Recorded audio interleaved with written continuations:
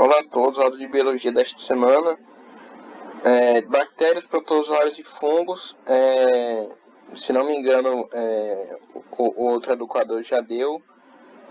Vírus, então as próximas aulas serão de zoologia. Bom, primeiro introduzindo a bactéria, vocês devem ter visto lá na taxonomia a classificação dos 5 reinos, enfim. E também tem a classificação dos 3 domínios, sendo um domínio eucariota, de seres com células eucarióticas, isso é, com um núcleo celular bem delimitado, com a carioteca, e outros dois grandes grupos, que são os procariotos, que eles não têm esse núcleo celular bem definido, não tem carioteca. E dentro dos procariotos temos as bactérias. Enfim, as bactérias são bem conhecidas, são seres unicelulares, obviamente sem núcleo, enfim, com um cromossomo único circular. E também temos outro grupo que não é muito conhecido, mas é bastante importante, que são as árqueas. As árqueas, apesar de serem procarióticas, elas estão mais próximas dos eucariotos do que das bactérias na linha evolutiva. Elas, apesar de, nas suas características morfológicas, isso é, a sua forma parece de uma bactéria, ela lembra uma bactéria ao microscópio, ela tem um formato parecido, mas a sua genética é bastante diferente, tanto é que é outro domínio, a sua genética e a sua composição bioquímica é bastante diferente. As árqueas, elas não causam, não são patológicas, não há nenhuma doença, pelo menos que eu tenha conhecimento, causada por árquea. Pelo contrário, as árqueas, elas até ajudam em alguns processos digestivos, enfim, nos seres humanos. As bactérias, elas têm um grande papel patogênico nas doenças humanas, nas doenças dos animais, enfim, doenças de plantas, enfim, doenças de forma geral. Mas também tem bastante aplicação no desenvolvimento de remédios, no caso da insulina, né, usando os transgênicos, que eu não vou explicar transgênicos aqui, tá deixando bem claro, porque eu já expliquei na aula de DNA e replicação, então não tem por que ficar repetindo a informação. Então é isso, são basicamente 3 domínios da vida: o domínio bactéria, o domínio árquea e o domínio eucariota. Aqui temos os principais reinos, né? Enfim, também os principais reinos das bactérias, os reinos das árqueas. Embora o reino para bactéria e árquea não seja uma classificação muito bem delimitada, porque tem alta transmissão horizontal de genes, né? Diferente do eucarioto. Enfim, as bactérias, como foi dito, as bactérias têm têm células sem núcleo bem definido e sim a presença de organelas membranosas, isso é, eles não têm complexo de Golgi, não têm retículo endoplasmático, não têm lisossomo, enfim.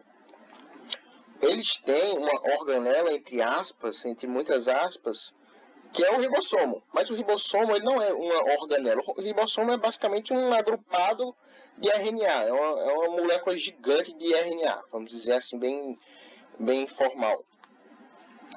Então, a única estrutura que uma célula bacteriana tem é justamente a única estrutura comparável com uma célula eucariótica, no caso, são os ribossomos, né, que produzem e fazem a síntese proteica. Enfim, as bactérias apresentam uma parede bacteriana feita de peptidoglicano, responsável pela forma e pela proteção. Sabemos que tanto as plantas e os fungos, que estudaremos na aula, no decorrer da aula, eles também têm parede celular, mas a parede celular da planta é de celulose e a parede celular dos fungos é de quitina. Por sinal, é o mesmo composto encontrado nas carapaças dos insetos. Enfim, a parede celular da bactéria é feita de peptidoglicano. É como se fosse um peptídeo, lembra algo que é proteico. Glicano lembra algo com açúcar, então é como se fosse uma mistura de açúcar com proteína, enfim. É responsável pela forma e pela manutenção da célula. Externamente, essa parede celular também tem uma cápsula. Se não me engano, é outro slide traz um pouco dessa cápsula, que ela tem um papel importante no desenvolvimento de doenças que as bactérias causam. E o DNA, o material genético da bactéria, está disposto em um único cromossomo circular e se localiza no nucleóide. O nucleóide, ele tem esse nome porque ele tem uma consistência, se for comparar com o resto do citoplasma, ele tem uma consistência um pouco mais, menos, um pouco mais sólida, vamos dizer assim. Mas é uma ligeira diferença, não é algo muito aberrante, muito gritante, não. Então tem esse nome nucleóide, que é como se fosse uma região um pouco mais especial da célula, como se fosse um análogo ao núcleo, mas enfim, não é um núcleo porque não tem carioteca. Então o DNA bacteriano, o material genético da bactéria, ele é só em um único cromossomo. Por exemplo, no caso dos humanos, temos 46 cromossomos. É um humano típico. Ao passo que, enfim, outros organismos podem ter um número variável de cromossomos, a bactéria só tem um cromossomo circular. Isso eles não têm o centrosômero, né, o centrômero, perdão, enfim. E alguns segmentos de DNA estão fora desse cromossomo circular, e eles estão nos plasmídeos. Então, plasmídeos são pequenos segmentos de DNA que estão soltos no plasma. E aqui, olhando para essa figura, é uma bactéria genérica, tá? É só uma representação, nem toda bactéria se parece com isso. Temos aqui um flagelo, responsável pela movimentação da bactéria. Se não me engano, as bactérias, o seu flagelo, elas giram como se fosse um rotor, elas giram de forma circular, diferente dos espermatozoides que giram como se fosse uma corda, como se fosse uma senoide. Quer dizer, eu li algo, um estudo eu não me recordo de onde foi o estudo, que mostra que, na verdade, o movimento do espermatozoide não é bem uma senoide. É porque ele se move tão rápido que a percepção que nós temos é que seja uma senoide, que seja como se fosse uma onda. Mas, na verdade, é um movimento muito mais complexo. Eu, infelizmente, não me lembro dos detalhes, mas eu acredito que vale a pena uma pesquisa mais aprofundada, porque eu achei um pouco interessante. Temos o DNA no nucleóide, temos a membrana plasmática, enfim, também temos então as proteínas, transmembrana, enfim. A camada de peptidoglicano, a camada externa, compondo a parede celular, a cápsula e as fímbrias. As fímbrias, ou o pili, vem do latim, que é de pelo. Então, é como se fosse uns pelinhos da bactéria, que eles têm um importante papel na reprodução e replicação das bactérias.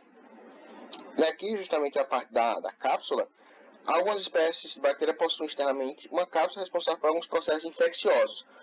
Por exemplo, a bactéria da pneumonia, quando ela está com a cápsula, eu injeto em algum ser vivo, no caso aqui da experiência é um rato, quando ela está com a cápsula, o rato vai morrer. Isso quer dizer que a bactéria ela se reproduziu, se replicou tudo direitinho. Mas quando eu retiro essa cápsula e injeto no rato, o rato ele vai ficar vivo. Isso quer dizer que a bactéria fica mais frágil, entre aspas. O rato, as defesas do sistema imune do rato, tem maior facilidade para combater a bactéria. Do mesmo jeito, se eu retirar a cápsula pelo calor.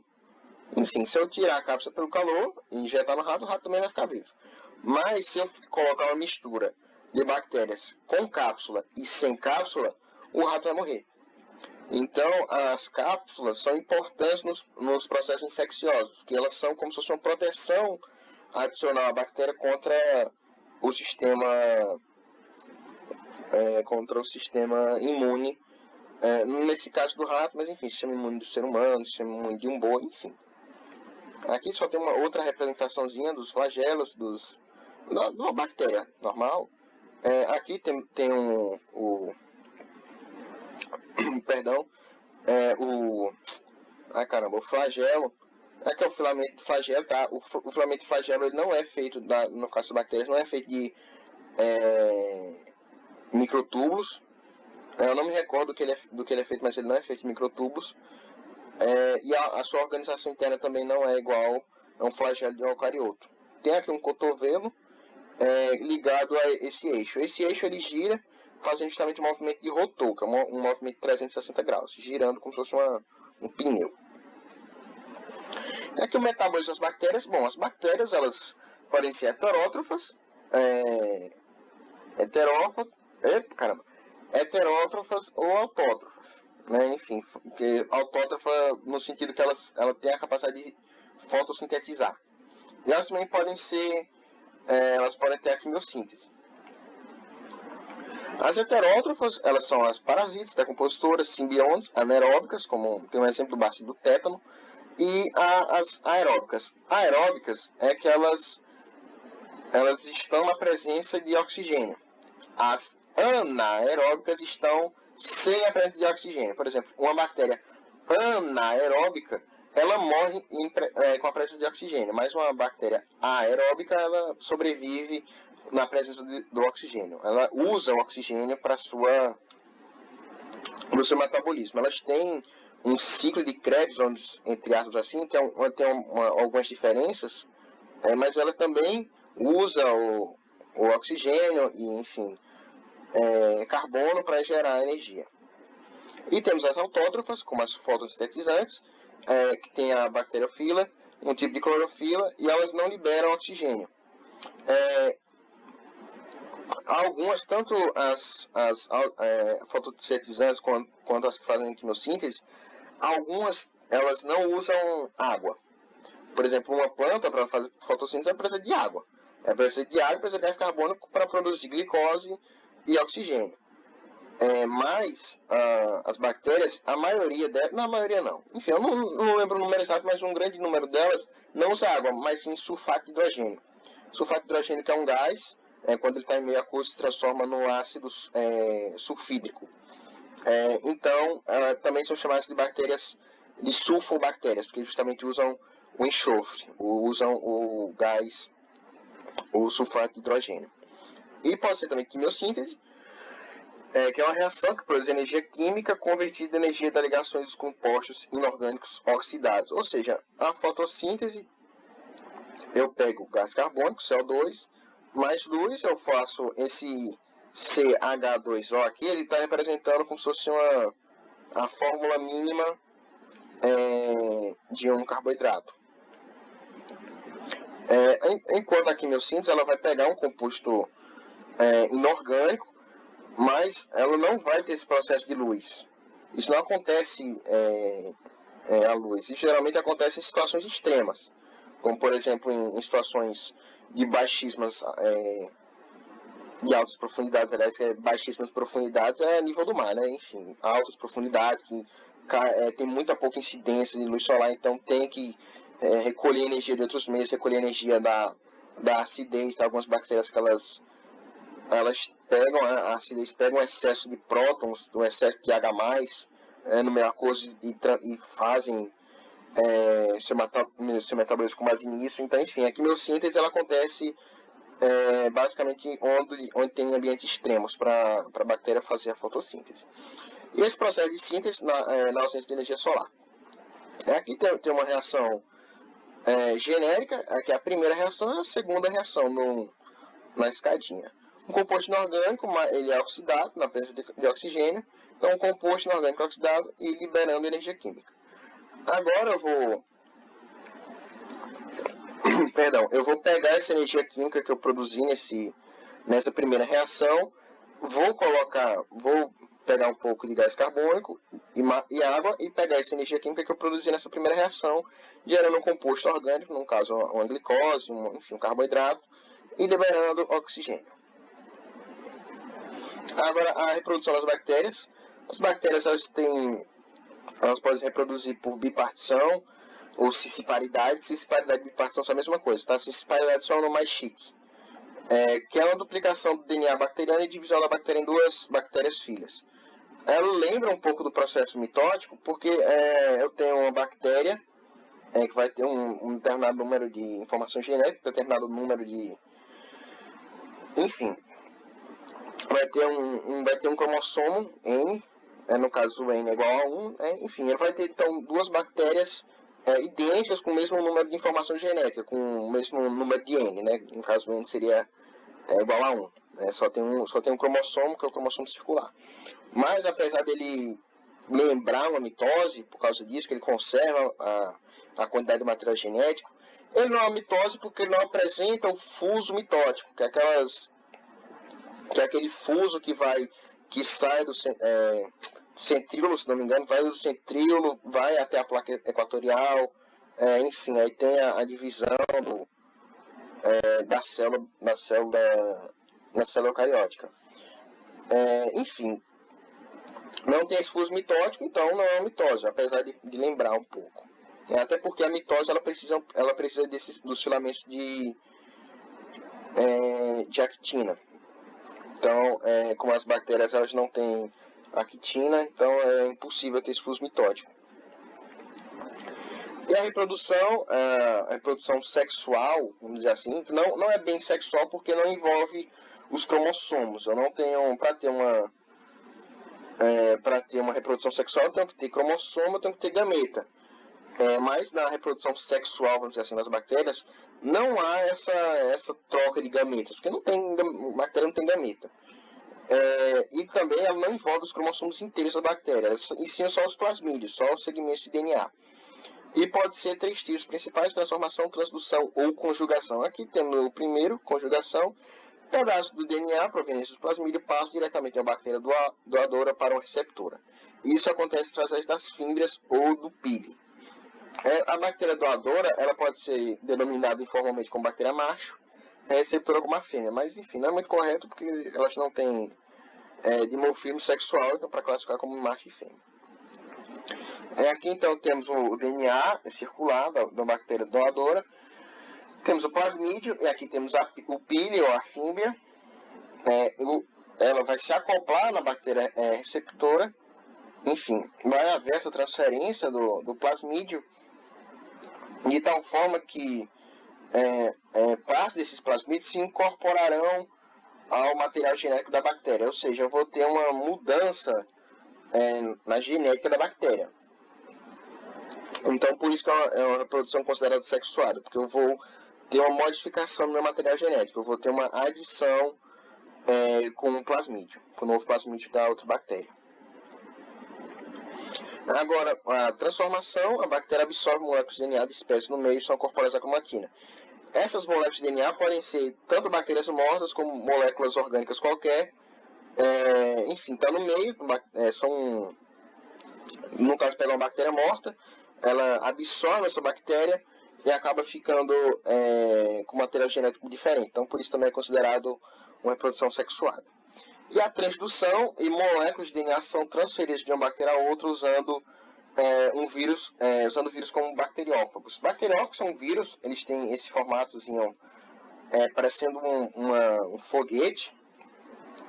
Eles infectam bactérias, eles pegam uma bactéria, injeta o DNA do bacteriófago, já que ele é um vírus, ele tem material genético, apesar dele não ser um ser vivo, ele tem material genético. Injeta o seu DNA, esse seu DNA vai para o DNA bacteriano, então, enfim, tem uma mutação, tem uma mudança no material genético da bactéria. Então, quando a bactéria se repartir, se dividir de novo, enfim, ter um processo de divisão e disparidade, dando 2 novas bactérias, elas vão estar com um material genético diferente. Então, por isso que a transdução também é considerada um tipo de reprodução sexuada. E agora algumas doenças, eu só peguei algumas doenças, não peguei todas, porque, claro, enfim, são bastantes. Temos a tuberculose, que é causada pelo Mycobacterium tuberculosis. O tratamento é feito com antibióticos, a BCG, é uma medida preventiva adotada em crianças. Então, enfim, a tuberculose é uma doença que atinge principalmente o sistema respiratório, tanto as vias aéreas superiores quanto as vias aéreas inferiores enfim, então atinge a totalidade do sistema respiratório, na verdade. Enfim. E também temos a hanseníase ou a lepra. Então, enfim, é uma doença milenar, vamos dizer assim. É transmitida pelo bacilo de Hansen, por isso daí o nome, né, hanseníase, Mycobacterium leprae, e causa lesões na pele e na mucosa. O tratamento precoce traz uma boa evolução. A hanseníase, ela não é muito bem conhecida pelo público leigo, mas a hanseníase, ela não é uma doença que seja fácil de se pegar. Por exemplo, para uma pessoa ser diagnosticada como hanseníase, ela tem que estar, o protocolo usual, claro, existem exceções, mas o protocolo usual é que a pessoa que ela foi, para ela ser considerada como tendo hanseníase, ela tem que ter convivido no mínimo 5 anos com uma pessoa que tenha comprovadamente hanseníase. Ou seja, não é uma bactéria fácil de ser transmitida. É uma bactéria que ela vence a pessoa pelo cansaço. O sistema imune fica combatendo a bactéria da hanseníase, só que, enfim, como a pessoa está convivendo constantemente com uma pessoa infectada, as bactérias acabam vencendo o sistema imunológico por cansaço. Enfim, é um processo que se repete até que o sistema imunológico fique esgotado e a bactéria começa a sua infecção. Ela causa manchas indolores, então se ela causa manchas indolores, a hanseníase é conhecida que ela também tem efeitos no sistema nervoso. No caso, elas podem causar um certo dano no nervo. Então daí vem a falta de sensibilidade. Então o tratamento precoce traz boa evolução. Se a pessoa for tratada precocemente, ela se recupera totalmente da bactéria. E temos a difteria, a coqueluche. A difteria é a famigerado pus, vamos dizer assim, quando tem uma placa bacteriana enorme na faringe, e tal ponto que essa placa seja tão grande que ela obstrua a passagem do ar pela faringe, consequentemente pela laringe, enfim, se o ar está passando, a pessoa vai morrer, né?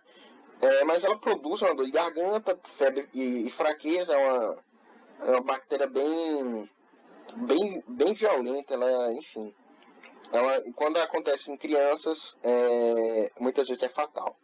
Sem bactéria, claro. Tem uma mania aí dos antivacina, não vacina as crianças direito, e aí condena a criança à morte, vamos dizer assim. Agora, a coqueluche é uma doença que ataca crianças produzindo uma tosse seca característica, causada pela borboleta Petricius, a vacina tetravalente bacteriana previne. Então, a coqueluche é como se fosse uma tosse muito, enfim, uma tosse muito forte, uma tosse bastante intensa. O tétano, tanto o tétano e a gonorreia, o tétano ele é produzido pelo bacilo Clostridium tetani. O tétano enfim, quando uma pessoa se perfura como metal enferrujado que tenha a bactéria do tétano, talvez ela pegue. Ela também, a vacina tetravalente previne, mas a cada 10 anos a pessoa tem que tomar um reforço para ajudar na imunização do tétano. E o tétano tem esse nome porque existe uma complicação médica que é chamada de tetania. Tetania, quando tem algumas causas da tetania, mas a principal, vamos dizer assim, é um desequilíbrio iônico entre potássio e sódio lá na célula e no meu material, no meu meio extracelular. E quando eu tenho uma alta alcalinização, do sangue. Então, a tetania, a pessoa ela fica como se fossem uns espasmos musculares, ela fica se tremendo. Daí vem o nome tétano e tetania. Gonorreia é uma IST, isso é uma infecção sexualmente transmitível, né, ou DST, dependendo do autor, causada pela Neisseria gonorrhoeae, enfim, não sei ler, transmitida pelo contato sexual, provoca ardência e escorrimentos pela uretra. Então, principalmente isso é mais sentido em homens. Como em homens a uretra é maior, a infecção da gonorreia, ela vai atingir a uretra, então toda vez que um homem ele urina, ele sente uma ardência extremamente, enfim, é algo que eu falo, fico até tremendo, só de imaginar a dor. Então é uma ardência bastante pronunciada na uretra masculina. E como as mulheres elas não têm uma uretra tão grande, a gonorreia geralmente vão para as tubos uterinas, então pode causar infertilidade. Agora a sífilis e a meningite meningocócica. A sífilis é transmitida pelo treponema pallidum, que também é transmitida pelo contato sexual. Então é uma IST. O sinal característico da doença é o aparecimento de feridas endurecidas, indolores. Era para estar um ponto aqui, enfim. Essas feridas escurecidas indolores têm o nome de cacron duro. Existe um cracon mole, que também é feito por uma bactéria, mas não confundir cracon com câncer. Câncer, em português de europeu, português de Portugal, é conhecido como cacron. Mas o cacron aqui da sífilis não é câncer. Embora, enfim, dependendo da evolução, possa levar a um. Mas um cacron duro, então essa ferida endurecida, indolor na região genital. Depois, no segundo estágio, essas feridas cutâneas elas reaparecem no corpo todo, como aqui está no estágio 2. Então, essa é a sífilis, é uma IST também. E aí a prevenção é bem simples. Usar a camisinha. Não tem outro segredo. Um sintoma, e aqui é a meningite. A meningite, it, toda vez que tiver o sufixo it, significa de uma inflamação. Então, gastrite, inflamação no estômago. Cistite, inflamação na vesícula biliar. Na vesícula biliar. Frenite, então seria uma inflamação no diafragma. Deixa eu ver outra. Nefrite, inflamação no rim. Então toda vez que tiver it, que é uma inflamação. Meninges são 3 estruturas do sistema nervoso central. Enfim, tem a dura mater, o aracnoide e a pia mater. Elas servem como uma proteção ao sistema nervoso central. Então, eu tenho uma inflamação nas 3 meninges, claro, uma doença altamente letal. A partir do momento que eu tenho o diagnóstico de meningite, a pessoa tem que ser levada imediatamente ao hospital, porque, enfim, é uma doença que vai no sistema nervoso central, então não pode ficar esperando muito tempo. E os sintomas são febre alta, náuseas, vômitos e rigidez nos músculos da nuca. Isso é, nos músculos da parte posterior da cabeça. Transmitido por espirro, tosse ou fala. Então, enfim. E temos a cólera. A cólera também, só uma curiosidade, ela também significa dor ou sofrimento. Justamente porque ela é infecção aguda e ela mata a pessoa por desidratação. Uma pessoa com cólera, ela chega a liberar tanto via retal quanto via oral, isso é, fezes e vômito, nas suas formas mais graves, de 12 a 20 litros de água, sendo que no corpo humano 70% feito de água. Então, quando eu tenho uma liberação tão absurda de água, a pessoa fatalmente vai morrer. Vai morrer por um estresse hídrico extremo. E a bactéria causadora é um vibrião colérico ou vibrio cholerae. Só esse negócio de vibrião, de cocos, de bacilo, eu não vou falar da aula, porque como a participação dos alunos não está sendo muito legal, então eu não vou ficar me desgastando trazendo esse tipo de coisa. Enfim, só vou dar aula feijão com arroz mesmo, sem algo a mais, vamos dizer assim. Mas caso alguém que esteja assistindo isso tenha alguma curiosidade, pode me procurar no WhatsApp ou no e-mail, sem problema algum. Agora, cianobactérias ou algas azuis. Embora a alga azul não seja um nome muito adequado, porque, enfim, alga é um protista. Enfim, as cianobactérias são todas autótrofas, mas as suas células não possuem cloroplastos. Ela possui uma clorofila do tipo A, que ela fica dispersa no seu aloplasma, no seu citoplasma, então, e aloplasma e citoplasma é a mesma coisa. E em lamelas fotossintetizantes. São as maiores produtoras de oxigênio no mundo, né? Então, enfim, graças às algas verdes, algas azuis, ou cianobactérias, elas produzem, são as maiores responsáveis pela produção de oxigênio no mundo. Elas ficam nos mares e oceanos, enfim, são o pulmão do mundo. Temos as arcas, que não são bactérias, mas enfim, só falando um pouco das arcas, elas são elas são extremófilas, vamos dizer assim, elas estão em ambientes mais extremos. Como elas estão em ambientes extremos, o seu metabolismo é extremamente lento.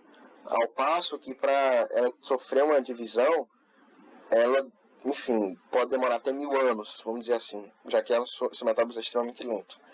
E elas podem ser de vários tipos, aqui eu peguei os 3 que mais caem nas provas: halófitas, que vivem em concentrações salinas extremas, e a sua temperatura ótima de crescimento é de 35 e 50 graus. As metanogênicas também, como o próprio nome já diz, elas produzem metano. Enfim, vivem em pântano no fundo dos oceanos, estações de tratamento de esgoto e no tubo digestivo de algumas espécies de insetos e vertebrados herbívoros, onde produzem metano. CH4 como resultado da degradação da celulose. Então, são bactérias que quando elas estão em vertebrados herbívoros, elas podem ter um papel mutualístico, né? Ajudando o herbívoro na digestão e recebendo proteção do herbívoro. E temos as termoacidófilas, vivem em zonas de águas termais ácidas com temperaturas ótimas entre 70 e 150 graus Celsius e baixíssimo pH. Baixíssimo pH significa altíssima acidez. Uma questão: a E. coli é comum na flora bacteriana no intestino de humanos e de outros animais, mas que em grandes quantidades pode causar problemas com infecção intestinal e infecção urinária, acontecendo principalmente se o indivíduo consumir água ou alimentos contaminados. A respeito das bactérias, a cidade alternativa incorreta. Algumas bactérias possuem metabolismo aeróbico correto, na presença de oxigênio, de outras anaeróbicos, condição sem oxigênio. Sim, correto. Apenas uma pequena porcentagem das espécies de bactérias causa doença aos homens. Correto. As bactérias, elas são a força dominante nesse planeta. Elas sempre estiveram nesse planeta e sempre estarão. A maioria das bactérias sequer é conhecida pelos seres humanos. Então, se a maioria sequer é conhecida pelos seres humanos, uma porcentagem ínfima que causa doença. A maioria das bactérias são benéficas, enfim, produzindo medicamentos, produzindo pesquisa, enfim. Sendo no nosso sistema digestivo, né, enfim, temos a nossa flora intestinal, que é feita por bactérias, enfim. As bactérias são unicelulares e procariontes e podem viver de forma isolada ou colonial. De fato, bactérias são seres pluricelulares? Não são pluricelulares, e nem são eucariotos, que podem sintetizar diferentes componentes químicos no meio ambiente ou de seus hospedeiros. Então, a D é a alternativa incorreta. Ela é a alternativa incorreta, então a resposta é a D. Na atual classificação de organismos, a bactéria E. coli está contida no domínio bactéria. De fato, então, resposta letra D. Agora, protozoários, o nome proto vem de primeiro ou primordial, e zoário vem de zoo, significa animal, né? Zoológico, enfim, zoologia, estudos animais. Então, protozoários seria como se fossem animais primitivos, vamos dizer assim. Eles são eucariotos unicelulares e apresentam uma grande diversidade entre seus representantes. Isso não é um grupo homogêneo, é um grupo bastante heterogêneo. Os protozoários eles incluem os protistas e as algas. Não é um grupo monofilético, isso é, eles não têm um ancestral em comum. É um grupo polifilético. Enfim, eu não lembro se é poli ou para, enfim, mas eles têm vários ancestrais em comum. Então é um grupo bastante diversificado. Não é um grupo homogêneo, é um bastante heterogêneo, bastante diversificado. E aqui temos esse protozoário representado, ele é um protozoário do tipo ciliado. Então, algumas estruturas aqui estão presentes apenas nos ciliados, como o micronúcleo. A digestão, as partes são englobadas por pseudópodes ou penetram no citóstoma. O toma, toda vez que tiver toma está relacionado à boca. São digeridos no vácuo digestivo e o que são aproveitados. E o que não, era para estar a quitação, era para estar um N, era para estar um não. E o que não é aproveitado é expelido pelo citopídeo. Então, o citóstoma é como se fosse a boca do protozoário, então as partículas vão aqui, entram, tem a digestão pelo vácuo digestivo, enfim, aí depois vai pelo citopídeo ou citoprócto, se não me engano, que é como se fosse o análogo ao ânus, vamos dizer assim. Ou pode penetrar por pseudópodes, no caso das amebas, que pegam os alimentos por pseudópodes. A respiração acontece na superfície celular, que acontece aqui então no entorno da célula. Maior superfície celular, maior volume, então maior área de absorção para a respiração. E a excreção, só fazendo um esclarecimento, algumas pessoas confundem, até políticos, confundem, até aquele imbecil daquele Fidelis, ele confunde excreção com digestão. Aquele imbecil, ele fala que aparelho excretor não reproduz. Um pênis, deixando bem claro, o pênis ele é um aparelho excretor. Ele é um aparelho excretor porque ele excreta urina. O aparelho excretor está compreendido pelos rins, pelos ureteres, a bexiga, a uretra, enfim. Então o pênis ele é um componente do sistema excretor. Do mesmo modo que a vagina não seria componente do sistema excretor, porque a vagina é do sistema genital. Mas como aquela região, vamos dizer, a região pubiana feminina, também é do aparelho excretor. Ao passo que o ânus ele é do aparelho digestor. O ânus ele não é do aparelho excretor. Então, toda vez que vocês virem algum imbecil homofóbico dizer que aparelho excretor não reproduz, uma pessoa, além de ser burra, porque todo homofóbico é burro, uma pessoa também não sabe nada de biologia. Então, enfim, a excreção e digestão são coisas completamente diferentes, com órgãos e funcionalidades totalmente diferentes entre si. No caso do ser humano e no caso de qualquer ser vivo, na verdade. Como no caso dos protozoários. Tem uma divisão clara entre digestão, isso algo expelido pelo estopídeo. Vamos dizer, os restos do alimento é expelido pelo estopídeo, mas não é excretado, é digerido. Então, enfim, voltando aqui na digressão, a excreção são eliminados pela superfície celular. Dos protozoários de água doce apresenta um vacúolo contrátil. Então, a excreção, a água contaminada, ela vai ser excretada pela superfície celular do mesmo jeito que a respiração acontece na superfície celular. E nos protozoários de água doce, como eles estão em água doce, isso é, em água sem sal, vamos dizer assim, se a água é sem sal, eles estão no meio hipotônico. Se eles estão no meio hipotônico, a água tem uma tendência a entrar na célula, a entrar no protozoário. Então, se a água entra demais no protozoário, o protozoário pode entrar no processo de lise, pode estourar. Então, por isso tem um vacúolo contrátil que faz essa osmorregulação. Também temos o habitat, majoritariamente ambientes aquáticos. Pode ter o fitoplâncton, que são os protozoários autótrofos, ou pode ser o zooplâncton, que são os heterótrofos. Agora a classificação é uma classificação um pouco artificial. Protozoários, como já foi dito, são um grupo bastante diverso para ter essa classificação, enfim, bem definida. Então é uma classificação um pouco forçada, vamos dizer assim. Temos os risópodes ou sarcodíneos, são as amebas.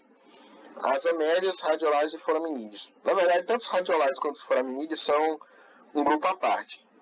Mas no livro que eu usei de referência foi o do Amabzimato. Eu não lembro a edição, mas a edição que eu achei na internet eu achei uma edição muito, muito terrível. A edição que eu tinha na escola era uma edição bastante boa, apesar de ser uma edição bem antiga, de uns 20 anos, a edição bastante superior. Ela trazia a divisão correta, a divisão entre ameba, radiolários e foraminídeos. Mas como o livro que eu usei de referência trouxe tudo junto, então, enfim, não vou contrariar o livro. Amebas, radiolários e foraminídeos. São aquários ou parasitas como entamoeba, a entamoeba historítica, que ela causa a amebíase.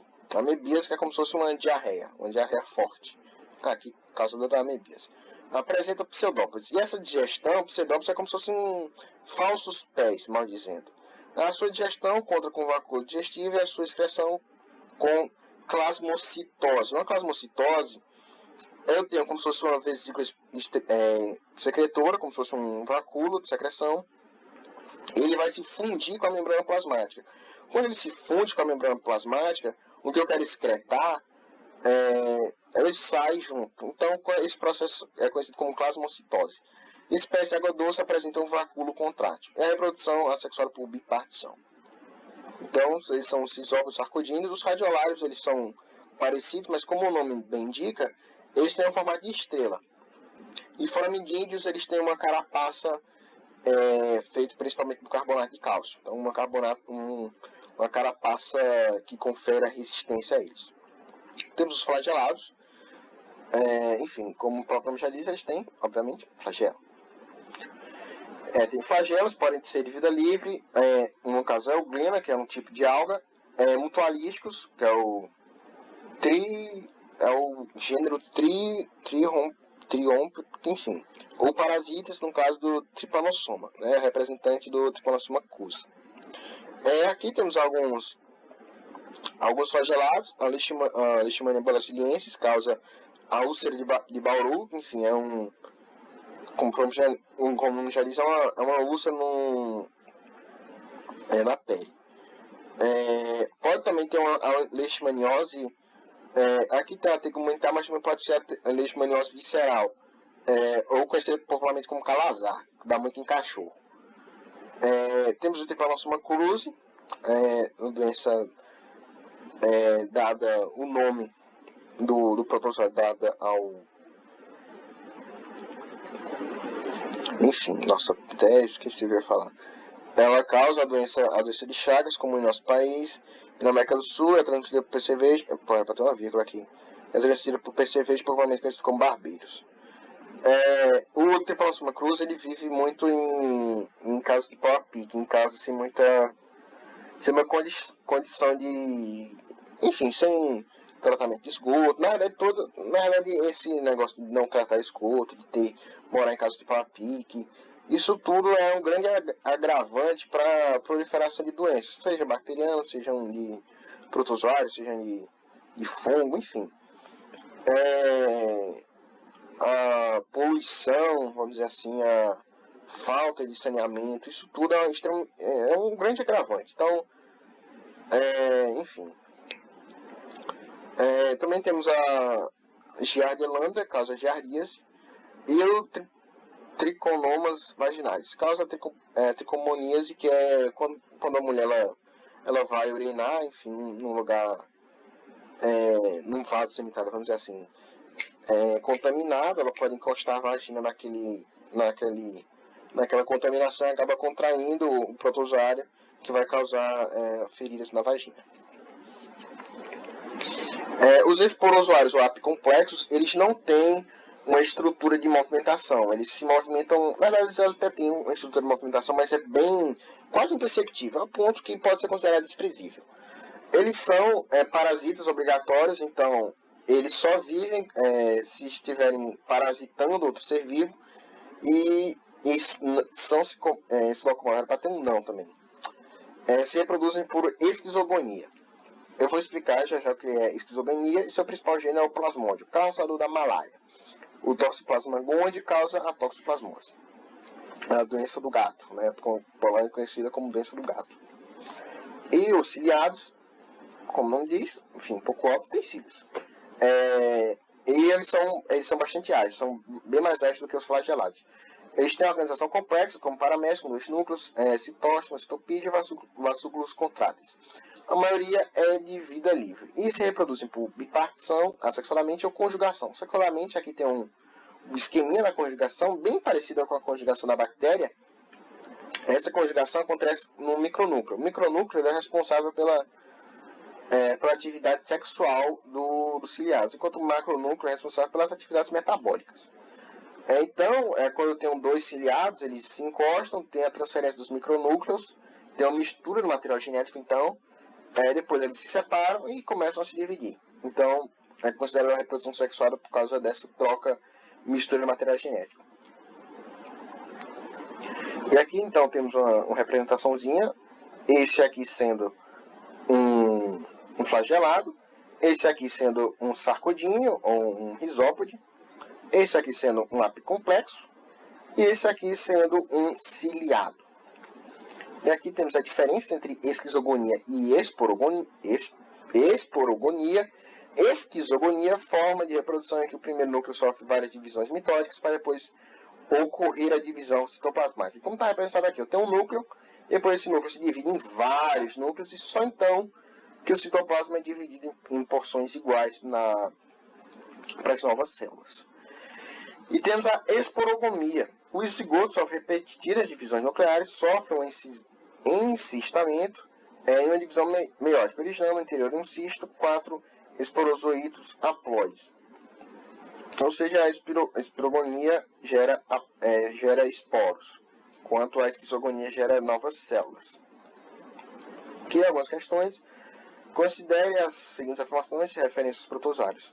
Considerando-se o nível de organização dos protozoários, pode afirmar corretamente que são seres acelulares como vírus. Não são acelulares, na verdade são eucariotos. Então, enfim, tem células, eles têm carioteca, tem até carioteca, então não são seres acelulares, são seres celulares. Então, a alternativa 1, errada. Pode-se afirmar corretamente que os protozoários só se reproduzem assexualmente, incorreto, como vimos aqui, eles se reproduzem sexualmente também. O protozoário, causador da malária do homem, é o parasita plasmódio, de fato. Então, a alternativa, a primeira está errada, a segunda está errada, só a terceira está errada, só a terceira está certa, perdão. Então, a alternativa correta é a letra B. Considere a imagem a seguir, tratando um tipo de malária ainda muito comum no interior do país. Este não é recomendado pela Organização Mundial de Saúde, uma vez que favorece a instalação de morcego vetores de grave doença ao homem, como por exemplo a febre maculosa. Favorece a instalação de barbeiros, insetos vetores do Trypanosoma cruzi. De fato, a B está certa. Favorece a instalação de escorpiões, insetos que podem provocar morte de crianças com suas picadas. Na verdade, ele não provoca morte por picada, ele provoca morte pelo veneno, né? Picada não mata ninguém.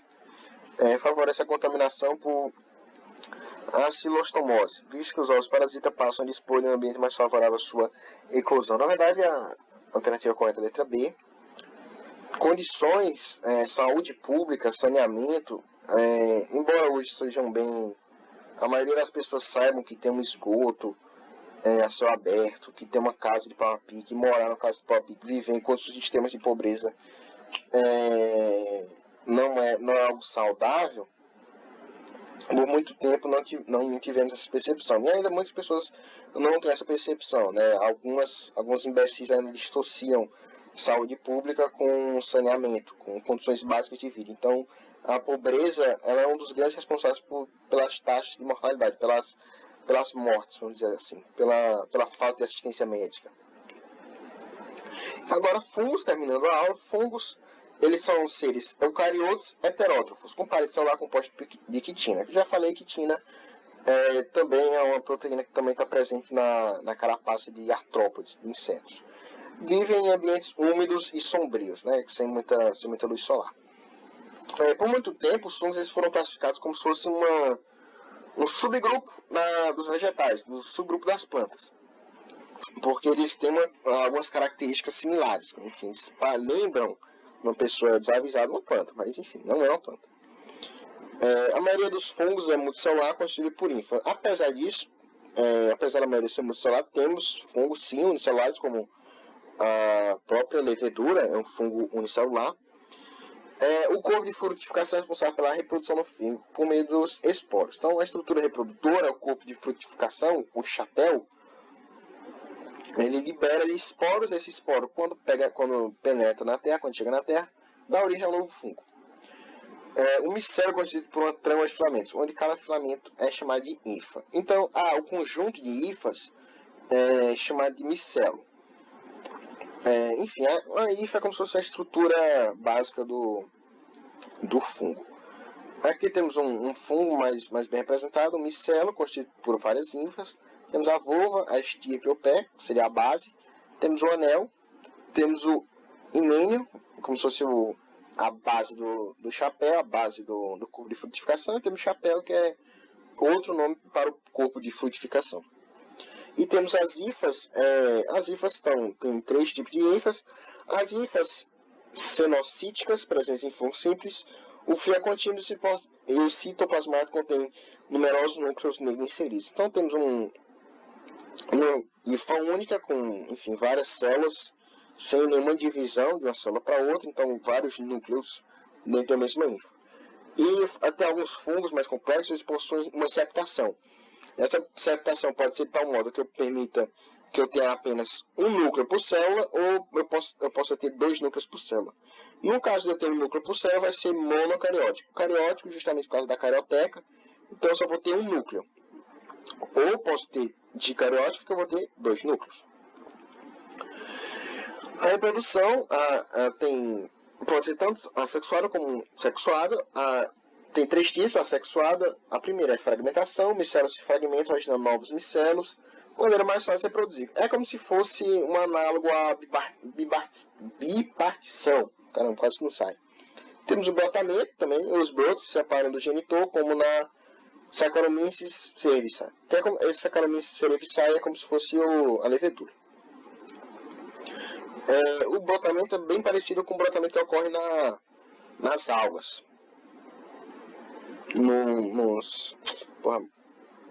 Caramba, a alga, o nome correto de alga é selenterado? Caramba, eu esqueci totalmente o nome da água. Enfim, da água viva. Também temos a esporulação. Os corpos de frutificação produzem por mitose células ambulantes leves que são espalhadas pelo meio ambiente. É como se fosse um pólen, vamos dizer assim. Eu tenho um fungo. O fungo ele vai liberar os esporos, também conhecido como conídeos. Os conídeos vão chegar no solo, vão germinar, vão dar origem às ínfulas. As ínfulas crescerão e vão produzir então um novo fungo. E esse novo fungo ele também é também conhecido como conidióforo. E aí se repete o ciclo novamente. A reprodução agora sexuada. Em alguns fungos aquáticos, a produção de gametas flagelados que se fundem e geram zigotos. Produzirão novos indivíduos. Nos fungos terrestres existe um ciclo de reprodução no qual a produção de esporos por meiose. Esporos são formados por meiose, são considerados sexuados pela variedade decorrente do processo meiótico. Aqui temos a representação disso. Temos a meiose, eu vou começar daqui. Temos a estrutura formadora de esporos, como se fosse um corpo de frutificação. O corpo de frutificação, então, vai ter os esporos, N, isso quer dizer que é haploide, vai chegar no micelo. Quando ele chega no micelo, eu vou ter uma fusão de duas ínfas. Essa fusão de duas ínfas dá o nome de plasmogamia, fusão do citoplasma das duas ínfas.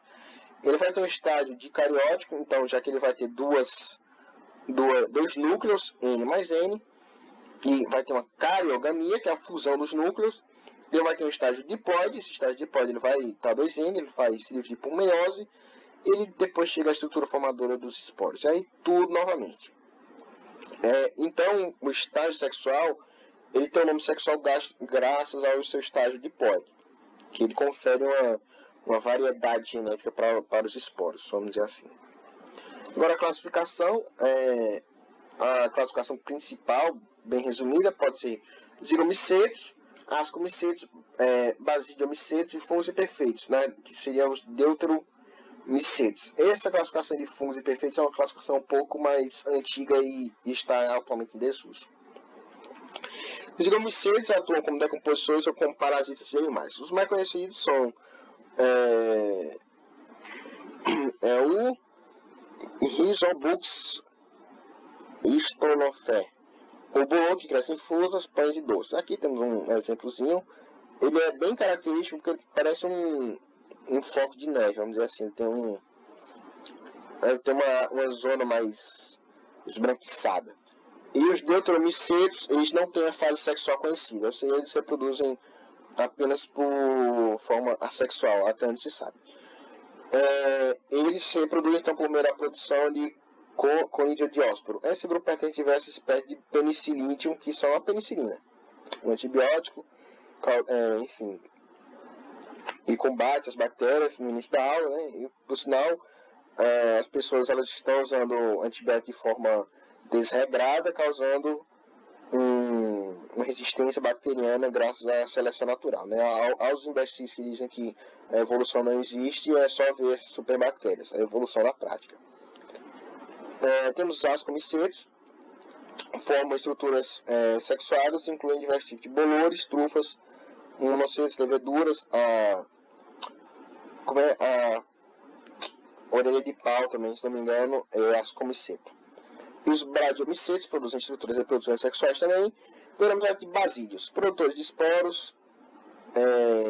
Na orelha de pau, eu falei que era assomicetos, mas na verdade era bradiomicetos.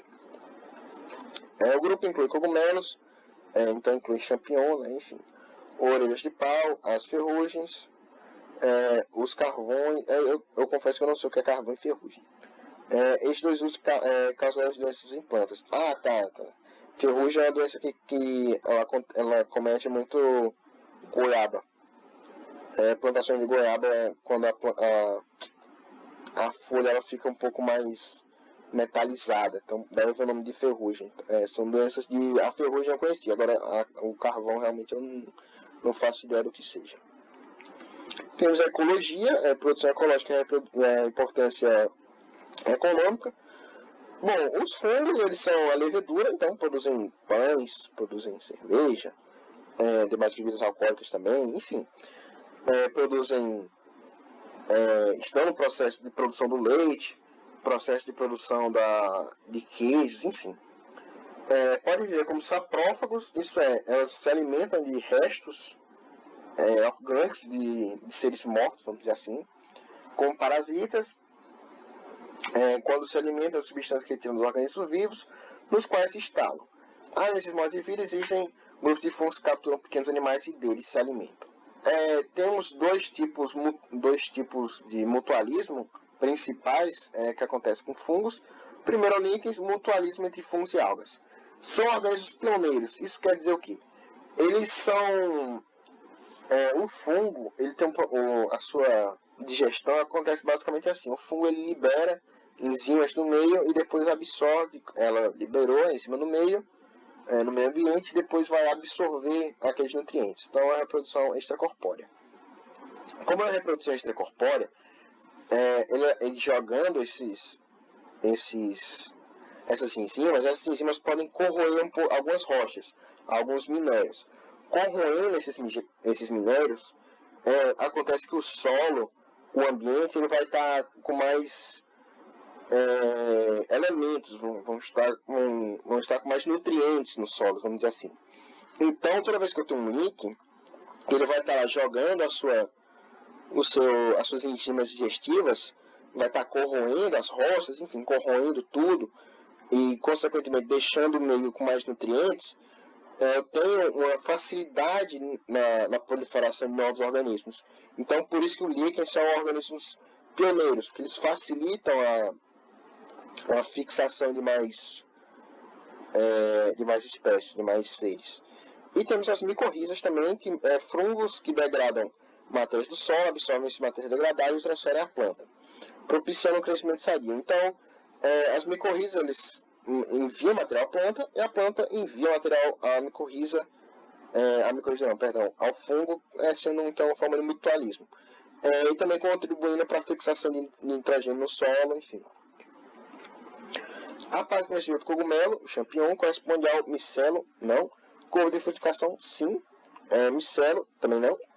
Couve de frutificação, sim. Agora temos ascomiceto e basidiomiceto.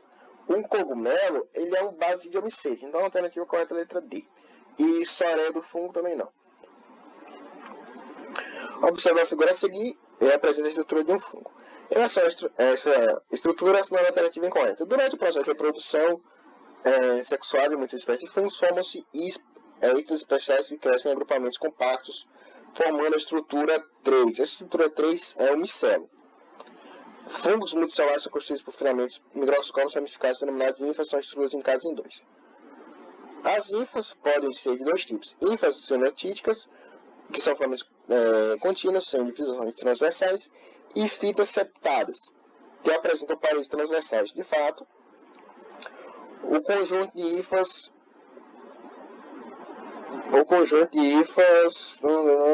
forma um micelo, representado na estrutura 3, e ele irá construir o corpo do fungo multicelular. Gente, alternativa incorreta.